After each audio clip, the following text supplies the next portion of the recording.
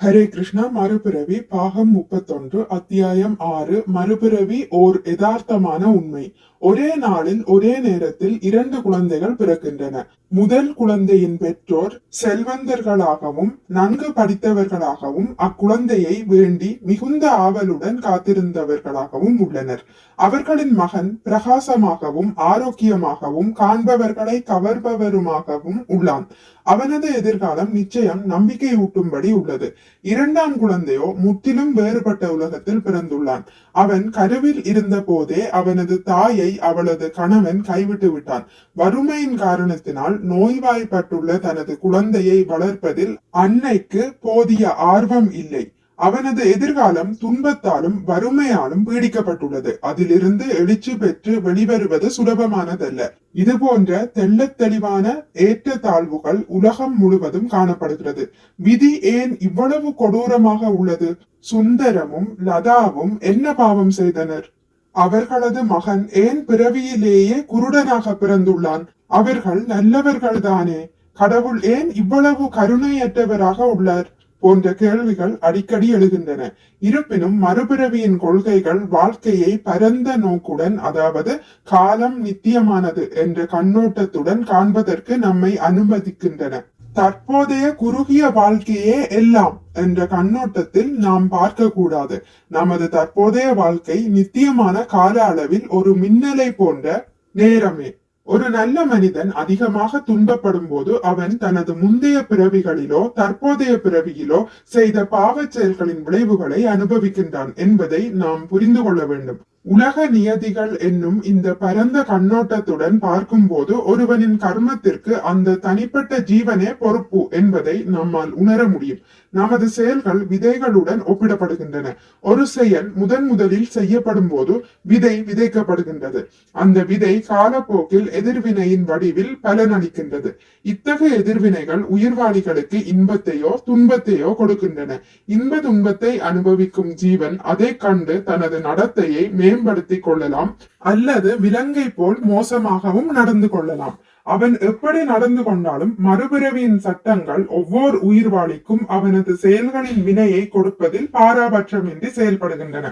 ஒரு குற்றவாளி தனது சொந்த விருப்பத்தினால் சட்டத்தை மீறி செயல்பட்டு சிறைக்கு செல்கிறான். ஆனால் மற்றொருவன் தனது சிறப்பான பணிகளுக்காக உச்ச நீதிமன்ற நீதிபதியாக நியமிக்கப்படுகிறான். அதுபோலவே ஆத்மா தனது ஆசைகளுக்கும் செயல்களுக்கும் ஏற்ப ஒரு குறிப்பிட்ட உடலை தானே நிர்ணயித்துக் கொள்கிறான். நான் பிறக்க வேண்டும் என்று கேட்டதில்லையே என்று யாரும் உண்மையில் வருத்தப்பட முடியாது. இந்த ஜட உலகின் பிறப்பு இறப்பு சுழற்சியில் மனிதன் விரும்புகிறான், அதை இறைவன் நிறைவேற்றுகிறார். எத்தகைய காரை தேர்ந்தெடுப்பது என்பதை ஒருவன் தனது தேவைக்கும் சக்திக்கும் ஏற்ப முடிவு செய்வது போல எத்தகைய உடலை இயற்கை நமக்கு வழங்க வேண்டும் என்பதை நாம் நமது சொந்த ஆசைகளாலும் செயல்களாலும் முடிவு செய்கிறோம். ஒரு மனிதன் தன்னுணர்விற்காக கொடுக்கப்பட்டுள்ள மனித பிறவியை வீணடித்தால், அதாவது உண்ணுதல், உறங்குதல், பாலுறவு கொள்ளுதல், தற்காத்தல் ஆகிய மிருக செயல்களில் மட்டுமே தன்னை ஈடுபடுத்திக் கொண்டால், இத்தகைய புலனின்பத்தை அதிக அளவில் அனுபவிப்பதற்கு வசதியான மற்றொரு உடலில் அவன் வைக்கப்படுவதற்கு கடவுள் அனுமதி அளிப்பார். மனித உடலில் இருக்கும் போது அவனை தொந்தரவு செய்யக்கூடிய பொறுப்புகள் ஏதும் அந்த உடலில் அவனுக்கு இருக்காது. உதாரணமாக, விதவிதமான உணவுப் பொருட்களை பேராவலுடனும் மனம் போன போக்கிலும் அளவுக்கு அதிகமாகவும் உண்ணும் ஒரு பெருந்தீனிக்காரனுக்கு கழிவு பொருட்களை சுவைத்து உண்ணும் பன்றி அல்லது ஆட்டின் உடல் வழங்கப்படுகிறது. பரிசும் தண்டனையும் கொண்ட இந்த வழிமுறை முதலில் அதிர்ச்சி தரக்கூடியதாக தோன்றலாம். இருப்பினும் கடவுள் மிகவும் கருணை வாய்ந்தவர் என்ற கருத்துக்கு இது சற்றும் முரண்பட்டதல்ல. ஒரு குறிப்பிட்ட புலனின்பத்தை அடைய விரும்பும் உயிர்வாளிக்கு அதற்கு தகுந்த உடல் தேவைப்படுகிறது. அந்த உடலை இயற்கை வழங்கும் போது அவனது விருப்பங்கள் நிறைவேற்றப்படுகின்றன. நமது தற்போதைய பிறவியில் நாம் செய்யக்கூடிய காரியங்களை பொறுத்தே அனைத்தும் அமைகின்றன என்னும் தவறான மத கோட்பாட்டினை மறுபிறவியின் யதார்த்தமான உண்மைகள் முறியடிக்கின்றன. நமக்கு ஒரே ஒரு வாழ்க்கை மட்டுமே கொடுக்கப்பட்டுள்ளது. இதில் நாம் தவறாக வாழ்ந்தால் நித்தியமான இருண்ட பிரதேசத்தில், அதாவது நரகத்தில் தள்ளப்படுவோம் என்று சில மத கோட்பாடுகள் எச்சரிக்கின்றனர். ஞானமும் இறையுணர்வும் கொண்டவர்கள் அத்தகு கோட்பாடுகளை தெய்வீகமானதாக கருதுவதில்லை, அசுரத்தனமாகவே கருதுகின்றனர். மனிதனால் மற்ற உயிர்வாழ் குற்றவாளிகளின் மீது கருணை காட்ட முடியும் என்னும் பட்சத்தில் இறைவனிடம் அத்தகு கருணை உணர்வுகள் இல்லை என்று கருத முடியுமா? எனவே இத்தகு மத கொள்கைகள் கடவுளை ஒரு கருணையற்ற தந்தையாக காட்டுகின்றனர். மேலும் தமது பிள்ளைகள் தவறான வழியில் செல்வதை அனுமதிப்பவராகவும் அதனால் அவர்கள் அடையும் முடிவற்ற தண்டனைகளையும் கொடுமைகளையும் வெறுமனே பார்த்து கொண்டிருப்பவராகவும் கடவுளை காட்டுகின்றனர். இத்தகு நியாயமற்ற போதனைகள் பகவானுக்கும் அவரது நெருங்கிய அம்சங்களான ஜீவன்களுக்கும் இடையிலான நித்திய தொடர்பை புறக்கணிக்கின்றன. மனிதன் கடவுளின் வடிவத்தில் படைக்கப்பட்டுள்ளான் என்னும் கருத்தின்படி எல்லா நற்குணங்களும் கடவுளிடம் மிக உயர்ந்த பக்குவ நிலையில் இருத்தல் அவசியம். அத்தகு நற்பண்புகளில் ஒன்று கருணை. மனித பிறவி என்னும் குறுகிய வாழ்க்கைக்கு பின்னர் ஓர் உயிர்வாளி நிரந்தரமாக நரகத்தில் வைக்கப்பட்டு துன்புறுத்தப்படுகிறான் என்னும் கருத்து கடவுள் எல்லையற்ற கருணையுடையவர் என்னும் கோட்பாடுடன் ஒத்துப்போகவில்லை.